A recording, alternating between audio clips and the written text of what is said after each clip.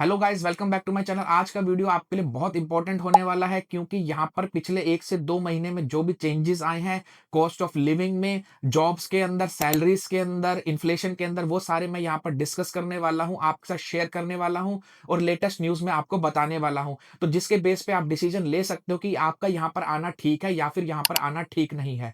इसके बाद मेरे को बहुत सारे कमेंट्स आए हैं, ईमेल्स आए हैं, मैं आपको वो ईमेल और कमेंट शेयर करने वाला हूँ स्क्रीन के ऊपर और अपने सब्सक्राइबर को उनके मैं रिप्लाई भी इसी वीडियो में करने वाला हूँ। तो वीडियो के अंत तक मेरे साथ जुड़े रहिए क्योंकि मैं आपको कुछ फ़ॉल्स होप नहीं देने वाला हूँ, आपको रियलिटी से बताने वाला हूँ। आप रियलिटी जानिए और उसके बाद अपना डिसीजन लीजिए whether it is good for you to move out of India और नॉट। तो चलो वीडियो शुरू करते हैं। एक बात मैंने नोटिस करी है कि न्यूज़ीलैंड आना बहुत सारे लोगों का ड्रीम बन चुका है, मगर सबका यहाँ पर आना डिसीजन ठीक नहीं है। क्योंकि अभी आपने देखा कि बहुत वर्ल्ड के अंदर बहुत टेंशन शुरू हो चुका है। ईरान, इज़राइल और अमेरिका के बीच में कॉन्फ्लिक्ट चल रहा है जिसकी वजह से पेट्रोल प्राइसेस भी यहाँ पे काफ़ी बढ़ गए हैं और आशंका है कि जिसकी वजह से इन्फ्लेशन भी बहुत ज़्यादा बढ़ेगा। तो सबसे पहले आप एक चीज़ को जान लो कि न्यूज़ीलैंड जो है ईज़ी कंट्री नहीं है। क्यों? क्योंकि एक छोटा कंट्री है, पॉपुलेशन बहुत कम है, जॉब्स लिमिटेड है, कॉम्पिटिशन आज के ज़माने में बहुत ज़्यादा हाई हो चुका है। लोग स्टूडेंट वीज़ा पर आ रहे हैं, लोग वर्क वीज़ा पे आ रहे हैं, लोग पीआर लेकर के आ रहे हैं। काफ़ी ज़्यादा लोग यहाँ पर इमिग्रेशन हो रहा है। उसके बाद कुछ जॉब्स कट भी हुई हैं, जिसकी वजह से काफ़ी ऊपर-नीचे बैलेंस हो गया है। कॉस्ट ऑफ लिविंग भी काफ़ी हाई चली गई है, तो इसलिए आप अपना डिसीजन सोच समझ के लो, रिसर्च करो और उसके बाद ही आना। तो सबसे पहले हम बात करते हैं कि किन जॉब्स में बहुत ज़्यादा फ़र्क नहीं पड़ा है। कौन से लोग अगर आ रहे हैं तो उनके लिए अभी भी कोई भी किसी भी प्रकार का बिल्कुल कोई इफ़ेक्ट नहीं पड़ा है और उनके लिए अभी आगे जाकर के कुछ अच्छा ही होने वाला है। तो सबसे पहले जैसे मैं खुद आईटी में हूँ, तो मैं आपको बताता हूँ कि आईटी प्रोफेशनल्स पे अभी तक कुछ खास फ़र्क नहीं पड़ा है। एआई भी मार्केट में आ चुका है, ऊपर से वॉर भी चल रहा है, कुछ जॉब्स कट हुई हैं, तो क किसी और क्षेत्र के अंदर ज़्यादा जॉब्स बढ़ी हैं। आईटी का तो ऐसा ही है कि एक एरिया में जॉब कम होती है, तो दूसरे एरिया में बढ़ जाती है। तो हाँ, आप आईटी के किस बैकग्राउंड से हो, ये थोड़ा-सा आपको मैटर कर सकता है।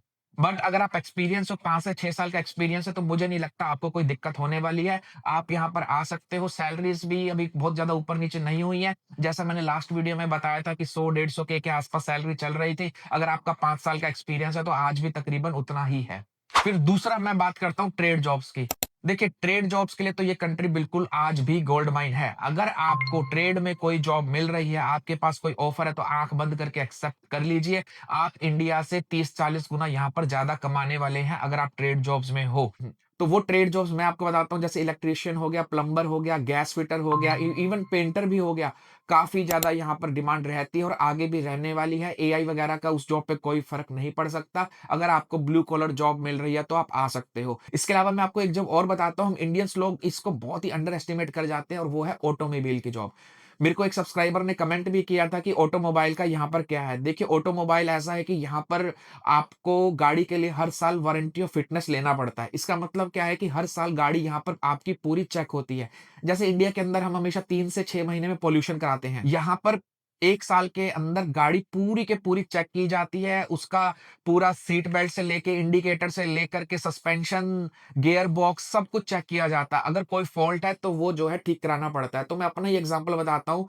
अगर मैं अपनी गाड़ी को वॉश के लिए जाता हूँ तो 30 से $50 का तो वॉश हो जाता है, मगर उसके बाद गाड़ी के अंदर 250 से $300 का खर्चा मेरे को हर बार देना ही पड़ा है। जैसे कभी सस्पेंशन खराब हो गया, कभी शॉकर्स चेंज हो रहे हैं या फिर कभी कोई छोटे-मोटे और इश्यूज़ निकल आते हैं, जैसे नीचे से कभी रस्ट लगा हुआ है गाड़ी के अंदर तो 200 से $300 मैंने वो पेंटिंग का दिया।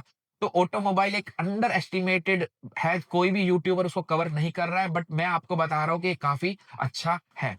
फिर इसके बाद हम बात करते हैं हेल्थ केयर प्रोफेशनल्स की। जैसे कि कोई नर्सिंग में हो गया, डॉक्टर हो गया, इवन कोई केमिस्ट भी है, तो उसके लिए भी यहाँ पर काफ़ी अच्छा खासा चांस है। नर्सिंग और डॉक्टर की तो डिमांड कम हो ही नहीं रही है और बढ़ती ही चली जा रही है। तो अगर आपको कोई नर्सिंग में जॉब मिल रही है, तो आप आँख बंद करके आ सकते हो और आप हाँ, रिसर्च तो देखो आप कर लेना क्योंकि उसमें भी डिफरेंट फ़ील्ड्स होती होंगी जो मैं नहीं जानता। बट मेरे को तो जहाँ तक पता है कि नर्सिंग का अच्छा डिमांड है, सब कुछ है। देखो, सब्सक्राइबर का ये कमेंट भी आया था 1-2 महीने पहले, उसको मैंने रिप्लाई भी किया। अभी मुझे पता नहीं है कि वो यहाँ पर मूव हुए हैं कि नहीं हुए हैं, मगर नर्सिंग भी अभी तक अच्छा चल रहा है, कोई भी किसी भी प्रकार की दिक्कत नहीं शुरू हुई है। आईटी प्रोफेशनल्स के लिए मैं फिर से कहना चाहूँगा कि यहाँ पर एआई की जॉब्स काफ़ी आ रही हैं मार्केट में। मैंने खुद भी अभी एआई का काफ़ी सारे सर्टिफ़िकेशन और कोर्स करे हैं। अगर आप इंडिया में हो, आने की, मूव होने की सोच रहे हो, तो अगर आप एआई वगैरह के कोई कोर्स या सर्टिफ़िकेशन करके आते हो, तो आपके लिए काफ़ी बेनिफिट हो सकता है। और ये जो मैं आपको बता रहा हूँ, ये सिर्फ न्यूज़ीलैंड में नहीं, ऑस्ट्रेलिया में भी एआई की काफ़ी जॉब्स हैं। अगर आप कर रहे हो तो आपको कहीं न कहीं बेनिफिट होने ही वाला है। चलो ये तो हुई जॉब की बात, बट इसके बाद भी अगर आप किसी भी फील्ड में हो, यहाँ पर आ रहे हो तो लाइफ ईज़ी नहीं होती। आपको हार्ड वर्क करना ही पड़ता है, स्ट्रगल होता ही है और स्टार्टिंग के 4 से 6 महीने तो पूरा सेट होने में लग ही जाते हैं।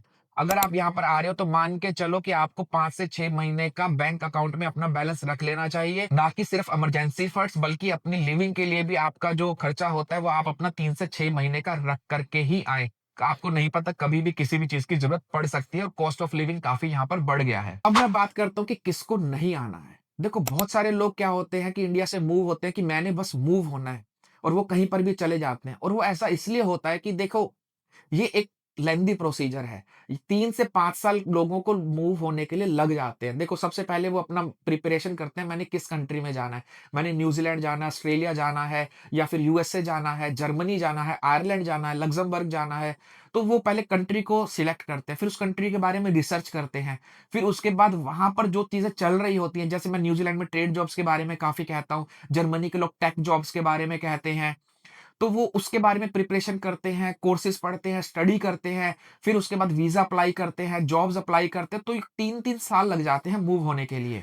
तो फिर कहीं न कहीं मन में एक बात आ जाती है कि अब तो मैंने इतनी मेहनत कर ली, अब तो मैं मूव एक बार तो हो करके ही रहूँगा। अगर आप आज भी उस माइंडसेट में हो, तो मूव होने का मत सोचना। अपनी रिसर्च करो, जॉब सिक्योर करो या कोई अच्छा स्टूडेंट कोर्स सिक्योर करो, जिसके थ्रू आपको आगे जाके जॉब मिल जाए, पीआर मिल जाए, फिर आप आगे मूव होने का सोचो। अगर माइंडसेट ये है कि मैंने कहीं पे भी जाना है, मैंने वहाँ पर जाकर के कुछ भी काम कर लूँगा, तो ये बहुत मुश्किल होता है और कुछ भी काम सही बात बताऊँ तो मिलता ही नहीं है। तो मैंने एक वीडियो और बना रहा हूँ कि स्पेशली उन लोगों के लिए जो कहते हैं कि मैं कुछ भी काम कर लूँगा।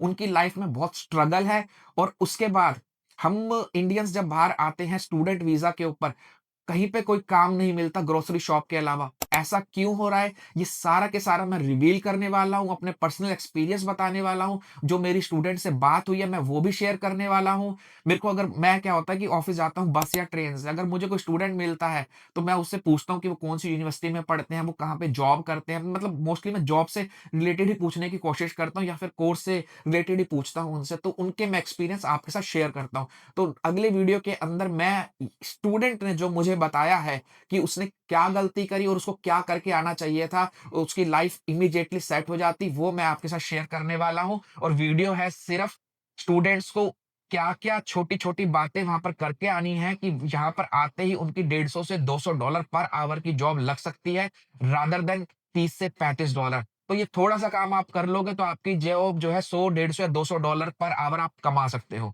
जैसा कि मुझे एक कमेंट आया था यहाँ पर कि फ्रेशर हैं, सब्सक्राइबर जो हैं अभी शायद बीटेक कर रहे हैं, तो उन्हें यहाँ पर आना चाहिए कि नहीं आना चाहिए? देखो फ्रेशर्स की जॉब इस वक़्त मार्केट में बहुत कम है।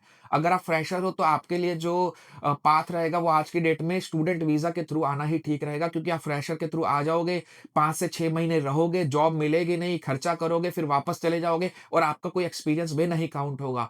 अगर आपने पूरा माइंडसेट बना रखा है कि आपको 1 से 2 साल में आना है और आप जस्ट ग्रेजुएट हुए, तो मैं आपको बताता हूँ कि 2027 न्यूज़ीलैंड के लिए एक गोल्डन अपॉर्च्युनिटी है। और ऐसा क्यों है? 2 वीडियो के बाद तीसरा वीडियो जो रिलीज़ होगा वो बताएगा कि 2027 गोल्डन अपॉर्च्युनिटी क्यों है? और ये वीडियो रिलीज़ होगा 1 या 2 वीक के बाद। वीडियो शूट मैंने कर दिया है बट अभी एडिटिंग नहीं करी है और ये आप न्यूज़पेपर में भी देख लोगे, आप गूगल पे रिसर्च करोगे तो भी आपको वैसे मिल जाएगा कि 2027 गोल्डन अपॉर्च्युनिटी क्यों है। चैनल को सब्सक्राइब कर लो, अगर आप आज से 2 साल बाद या 1 साल बाद आने की सोच रहे हो तो 2027 से क्यों? तीसरी चीज़ हाई एक्सपेक्टेशन। लोग अपनी बहुत ही हाई एक्सपेक्टेशन करते हैं कि हम बाहर जाकर के इतना पैसा कमा लेंगे, इतना पैसा कमा लेंगे, मगर जब वो यहाँ पर आते हैं वो रियलिटी को मीट नहीं कर पाते। देखो, नो डाउट अगर एक आदमी टैक्सी चलाता है यहाँ पर, अगर वो 8 से 10 घंटे टैक्सी चला रहा है तो वो 200, 300, $400 लट से वो कमा लेता है, ठीक है? बट प्रॉब्लम यहाँ पर ये होती है स्टूडेंट के साथ कि स्टूडेंट करता है पार्ट टाइम जॉब, 20-25 घंटे वो हफ्ते का काम कर रहा होता है। उसके बाद उसको कॉलेज भी जाना है, असाइनमेंट्स भी करनी है और उसके साथ-साथ उसने जॉब भी करना है, अपना खाना भी खुद बनाना है। फिर बाकी के सारे ग्रोसरी भी खुद लेके आनी है, बहुत सारे काम भी घर के खुद करने हैं और उसके साथ-साथ उसने जॉब करनी है। देखो, अगर हम देखें कि चलो कोई स्टूडेंट आता है और वो 6 घंटे सो जाता है, 24 में से 6 घंटे वो हो गए, अब बाकी के बचे 18 घंटे, 18 घंटे में से 8 घंटे वो हो गए अपने कॉलेज। अब कॉलेज हुआ 6 घंटे सोने के तो 14 आवर्स तो आपके यहाँ पे हो चुके हैं। अब आपके पास बचते हैं 10 घंटे। फिर उसके बाद कॉलेज का कम्यूट का टाइम, आधा 1 घंटा आने का, जाने का, नहाना, खाना खाना, ये सब करते-करते आप 3 घंटे और लगा लो। अब आपके पास बचे 7 घंटे। अब उस 7 घंटे में आपने अपना खाना भी बनाना है, आपने अपनी ग्रोसरी भी करनी है, ठीक है? आपने रेस्ट भी करना है। तो कुल मिलाकर के आपके पास 3 या 4 घंटे ही बचते हैं कोई भी पार्ट टाइम जॉब करने के लिए। अगर आप ग्रोसरी शॉप में काम कर रहे हो तो आप कितना कर लोगे? $30-40 मिलेगा, 100 $120-30 कमा लोगे, वो आपका रेंट में और खाने-पीने में चला जाना है। तो ये सारी बातें भी मैं अगले वीडियो में रिवील करने वाला हूँ, जो कि स्पेशली स्टूडेंट्स के स्ट्रगल के ऊपर ही आने वाला है। तो अपनी हाई एक्सपेक्टेशन विदाउट स्किल मत रखिए। अगर आपके पास कोई ऐसा स्किल है, जो आपको 150 से $200 पर आवर दे सकता है, तो आप हाई एक्सपेक्टेशन रखिए, नहीं तो अपनी एक्सपेक्टेशन को आप ज़ीरो कर दीजिए। फिर उसके बाद बहुत सारे लोग आते हैं जो कि फाइनेंशियली अनप्रिपेयर्ड होते हैं या फिर अनप्रिपेयर्ड का मतलब क्या है? देखिए क्या होता है जब आप कंट्री से मूव करते हो तो आपके पास एक रिजर्व में फंड्स होने चाहिए कि आप जो है सर्वाइवल कर सको। अगर आप फॉरेन में सर्वाइवल नहीं कर सकते तो कहीं न कहीं आपको बहुत ज़्यादा दिक्कत हो जाती है, आप दूसरों पे डिपेंडेंट हो जाते हो। तो पहले आपने एक स्किल पे काम करना है, फिर आपने किसी कोर्स पे काम करना है अगर स्टूडेंट हो तो। अगर आप जॉब ढूँढ रहे हो तो आपको स्किल प्लस जॉब ढूँढनी है, फिर उसके बाद आपने अपने फंड्स को रिज़र्व करना है, फिर आपने आना है, ये एक ठीक आने का प्रोसीजर है। अदरवाइज़ कि अगर आपकी जॉब लग गई, वीज़ा लग गया, फंड्स नहीं है, 1-2 महीने बाद जॉब चली गई तो आप क्या करोगे? तो इसलिए अगर आपने माइंडसेट बना ही लिया है कि मैंने अगले 2 साल में मूव हो जाना है, तो आज ही साइड बाय साइड थोड़ी-सी इनकम इकट्ठी करना शुरू कर दीजिए। तो देखिए मैं आपको न्यूजीलैंड का ब्रेकडाउन बता देता हूँ। अगर आप किसी क्वालिफाइड जॉब पर आ रहे हो तो 150-200 डॉलर पर आवर आप कमा सकते हो। अगर आप फ्रेशर या किसी जॉब पर आ रहे हो तो फिर आपका कमाना जो है 50-60 डॉलर तक पर आवर तक ही रह जाएगा। अगर किसी ग्रोसरी शॉप में काम कर रहे हो तो 30 से 35 डॉलर पर आवर। ठीक है? और मिनिमम वेज पे सर्वाइवल करना बहुत ही ज़्यादा मुश्किल हो जाता है। मिनिमम वेज अच्छी होती है कपल के लिए जहाँ पर स्पाउस के पास अच्छी जॉब है और दूसरा बंदा जो है छोटी-सी जॉब करके किसी ग्रोसरी शॉप वगैरह में करके उसका हाथ बढ़ा रहा है। वो कहते हैं ना कि रोटी के साथ थोड़ा-सा गुड़ टेस्टी लगता है, तो वो सैलरी फिर अच्छी लगने लग जाती है, जो कि 30 से $35 होता है, घर भी अच्छा चल जाता है और उस केस में जो स्पाउस होता है वो 8 घंटे काम कर रहा होता है, वो 4 घंटे तक लिमिटेड नहीं होता और ये बहुत बड़ा कैच है, लोग इसको इग्नोर कर जाते हैं। तो देखिए आज की डेट में किसके लिए आना है, आँख बंद करके आप का आ सकते हो अगर आपके पास कोई ट्रेड जॉब है, आपके पास कोई यूनिक स्किल है और उसके बाद आपकी सैलरी या फिर आवरली वेज बहुत अच्छा है, 100, 150, $200 है, तो आप आँख बंद करके आ सकते हो, ट्रेड जॉब वाले कोई दिक्कत नहीं है। फिर उसके बाद अगर आप फ्रेशर हो, जस्ट कॉलेज से पास आउट हुए हो, आपने दुनिया नहीं देखी, आपने कोई स्किल नहीं सीखा, तो मेरी तरफ से तो देखो मैं रिकमेंड करूँगा कि अभी फिलहाल के लिए मत आओ, आप किसी कोर्स को जॉइन करो, वहाँ जाकर के स्किल सीखो और फिर आप जो है यहाँ पर आना। हाँ, अगर आप डायरेक्टली जॉब से आ रहे हो तो कोई दिक्कत नहीं है, आप सीधा आ जाओ। क्योंकि जॉब के थ्रू आ रहे हो, आप पहले दिन से आपके पास पैसा है, आपको कोई भी किसी भी प्रकार की दिक्कत नहीं होने वाली है। आप किसी पे डिपेंडेंट नहीं हो, इंडिपेंडेंट हो और न्यूज़ीलैंड बहुत ही सुंदर और बढ़िया कंट्री है। और ये मैं खुद कम से कम मैं 25 से 30 कंट्री ट्रैवल कर चुका हूँ, 6 से 8 महीने तो मैं 10 कंट्री में रह चुका हूँ। उसके बाद मैं आपको बता रहा हूँ कि न्यूज़ीलैंड बहुत ही बढ़िया कंट्री है। तो अगर आपने डिसाइड कर लिया है न्यूज़ीलैंड में आने का, तो आप मेरे को कमेंट कीजिए, पिंग कीजिए, ईमेल कीजिए। मैं पिछले वीक कुछ ईमेल्स का रिप्लाई नहीं कर पाया था क्योंकि मैं साउथ अफ्रीका, न्यूज़ीलैंड के मैचेस देख रहा था। ऑकलैंड में भी देखा मैंने और ऑकलैंड से बाहर जाकर के भी मैंने मैचेस देखे हैं, क्योंकि मैं क्रिकेट फैन हूँ, मैं जाता रहता हूँ, अगर आस-पास ड्राइविंग डिस्टेंस पे होता है तो कोई मैच, तो मैं कुछ ईमेल्स का रिप्लाई नहीं कर पाया, ना ही मैं कुछ कमेंट्स का रिप्लाई कर पाया, बट अब मैं थोड़ा फ्री हो गया हूँ, वीडियो मैंने बनाया आज और अब मैं आपके कमेंट्स पे और ईमेल्स पे काम करूँगा और मैं उनके रिप्लाई भी ज़रूर भेजूँगा। तो चलो मिलते हैं अगले वीडियो में।